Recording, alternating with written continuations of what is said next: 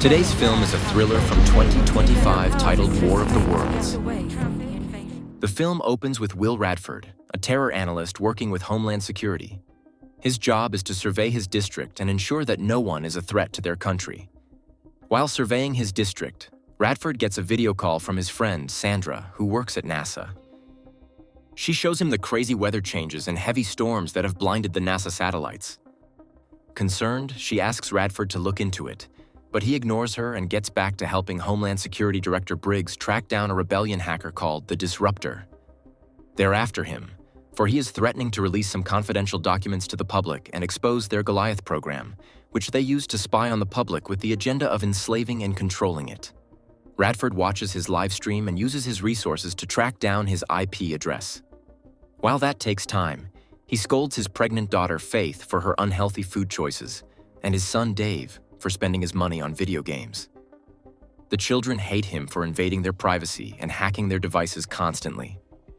Suddenly, Radford's computer finds Disruptor's address, so he hangs up on his kids and sends the location to FBI agent Steve to get a search warrant issued. While he's put on hold, he gets a video call from Faith's boyfriend Mark, who accidentally slips about the baby shower he and Faith are having without him.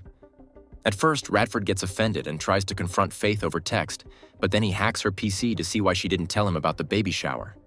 There, he engages in a conversation with Mark by posing as Faith.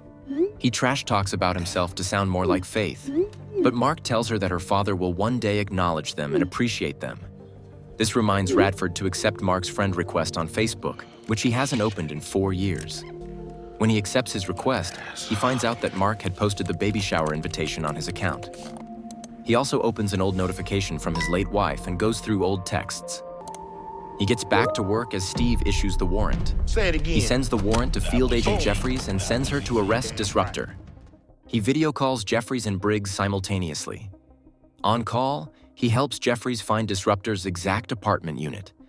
Jeffries leads a task force team to Disruptor's apartment. A second floor, east corner, unit 42. Copy that, moving in.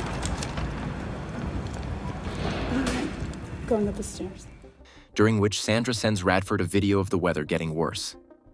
Ignoring her once again, he gets back to helping Jeffries, who finds the apartment empty and a trap set up for them by Disruptor. Suddenly, something huge crashes near the apartment building, causing all surveillance footage to die. He accesses the grid view and finds out about the aggressive meteor shower that's destroying everything. Out of concern, he calls both his children, but they don't respond. He starts to get all sorts of news alerts, so he checks them all and becomes terrorized to see that the meteors are showering all over the earth and killing people. Suddenly, he receives a video text from Sandra, alerting him about the giant meteor headed towards Washington, D.C., where Radford's children are.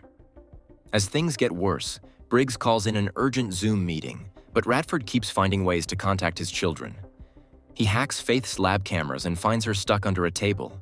He believes the place to be safer than the other spots, so he sends Mark there as well. Dave finally picks up Radford's call, so Radford directs him to Faith's lab.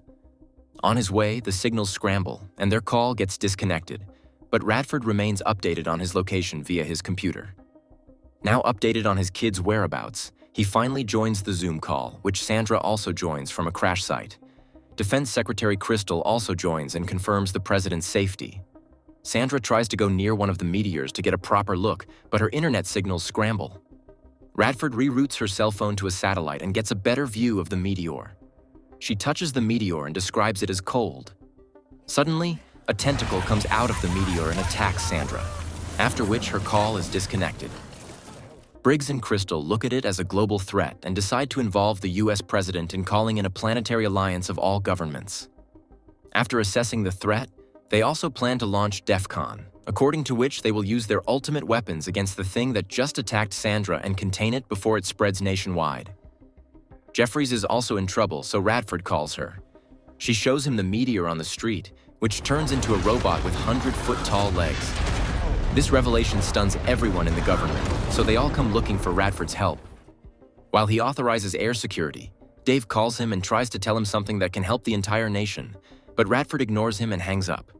Suddenly, the robot emits a laser beam, which destroys the helicopters that were hovering above it. Upon watching the global news, Radford comes to know that the same machine he saw on Jeffries' live feed is rising out of the meteors. Destruction and chaos become rampant worldwide. Radford updates Briggs about the recent discovery, so he decides to involve the military. The news channels also play a role in herding the public underground. And as for Radford, he surveys the machines from all over the world and writes a brief analysis report on them. In the meantime, the government declares the global crisis as an organized attack by some intelligent beings from another planet, considering that they blinded their satellites to prevent them from predicting the sudden attack. Soon, Faith calls Radford from outside the lab, worried that Mark hasn't shown up. There's a machine right outside her building, so Radford urges her to run back inside. While she makes a run for her life, the machine gets close by and nearly stomps on her. But she gets saved somehow, although she gets a very bad leg injury that requires urgent medical attention. Radford calls 911, but they are out of service due to the crisis. Panicking, he tries to get out of the building to rescue his daughter, but his building is in strict lockdown mode under the DEFCON protocol. He ends up hacking an electric car next to Faith and drives her out of there by putting the car on autopilot. He checks all the hospitals and finds out that they're all fully occupied, so he decides to drive Faith to a secure location. He tries to solve their differences in their leisure time, but then cuts the call to preserve Faith's phone battery. He also puts her car in low consumption mode so it can give more mileage. He tries to access a nearby drone to keep an eye on Faith, but it becomes password protected due to DEFCON. He quickly contacts the Homeland Tech support and gets a password for the drone, through which he watches Faith's car. He also directs Mark to her and gets back with Sandra, who is luckily alive. She tells him about the deliberate sabotage theory, based on which he rewrites his analysis report. He then debriefs the president about the machine's agenda to deliberately eliminate their resources to prevent them from attacking. Based on his analysis, Radford predicts that the machines will come for the nuclear base and power grid next, which will leave them helpless. He also figures that the machines are grouping together for a predetermined attack. His analysis convinces the president to declare the outbreak of a war of the worlds. The global armies get out on the streets and collaborate to take down the tripods, in which they succeed. Radford keeps an eye on Faith, who arrives at the safe facility. He calls Mark and tells him to help Faith with her injury. He gets back to Sandra, who brings his attention to the tripods that keep changing paths while emitting weird sounds. Radford sees a pattern and notes that they're specifically targeting government data establishments instead of causing random destruction. Dave calls him once again and tries to expose Goliath for stealing everyone's personal information, but Radford thinks he's conspiring and hangs up on him. Sandra helps Radford by heading inside one of the establishments and finding out that the machines are branching out in the server room and draining their servers. As a result, the governments and armies lose all data and come under a cyber attack, due to which their weapons go haywire and crash. Oh, no. Strategic command is not able to... The military retreats momentarily and plans to initiate a manual attack next. Radford ignores everyone's calls and assists Mark as he treats Faith's leg injury. Sandra finds some bugs near the servers and brings them back to her facility. She calls Radford and shows him that the bugs are drawn to consume data to become smart. Hearing this, Radford concludes that the tripod machines are only Trojan horses carrying these bugs around so they can consume and steal their data. Tanker ships around the globe are frozen without any GPS data. Commercial airlines are grounded by the navigators. Their onboard system, those who stay there have not able to generate power electricity to get away from the invasion. Social media is also exterminated, which Radford witnesses as his wife's account, and their online memories get permanently deleted. Next, Radford joins Disruptor's livestream, in which he holds the industrial surveillance network accountable for activating Goliath and luring in the invaders. In his opinion, Goliath collects massive amounts of data, which has attracted the data-eating invaders. If they consume Goliath's data, the world will return to the Stone Age. Radford suspects Disruptor's voice and decodes it, only to find out it's his son. He angrily calls him and hangs up when he offers help. Dave still sends him some of the stolen data from the government, which exposes Briggs as the main villain. The invaders had come to Earth in the 1940s to consume data, which was kept a secret from the world. Dave has also stolen a recent call recording of Briggs with the Army General. The General tells him not to activate Goliath, as it can attract the invaders. but he activates it regardless to gain control of people's thoughts and movements. The worst part is that Goliath is right under the Homeland Security facility. He finally understands why Briggs was so adamant about eradicating Disruptor. When he confronts Briggs about his secret, Briggs logs him out of their computers. Dave comes to his rescue by breaching the Homeland Security firewall and restoring Radford's access. He checks up on Faith and video calls Dave. Together, they decide to infect the data supply to poison the data-stealing bugs. Dave also involves his team and helps Radford create, encrypt, and upload a rabbit virus to all the data centers. Radford and Dave also expose Briggs on a few working social sites, and he becomes trending. When they upload the virus to the Homeland database, it infects the entire country's data.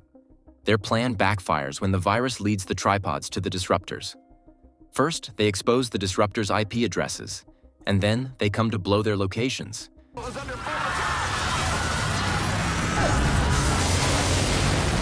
Radford's house also gets blown up, but thankfully, Dave gets saved, as he was someplace else and only bouncing his internet signals to his actual house. Sandra interrupts their call with a discovery, revealing that the bugs are hybrid organisms, which are half biological and half cyber. Radford takes both his kids on call and cooks up a repellent solution to exterminate the invaders. Faith had recently invented a way to reroute the DNA and get the strong cells to eat the diseased cells to eliminate diseases forever. Dave encodes her method and sends it to Radford. They go to extreme lengths to upload the data on a USB and attach it to Goliath. When the invaders come to consume Goliath's data, their DNA gets reprogrammed. And they start attacking each other, which brings the War of the Worlds to an end. The film ends with Faith reading a heartfelt email from Radford and the evil Briggs getting arrested while the Radford family gets praised online. Thanks for watching. Please don't forget to like and subscribe for more awesome recaps.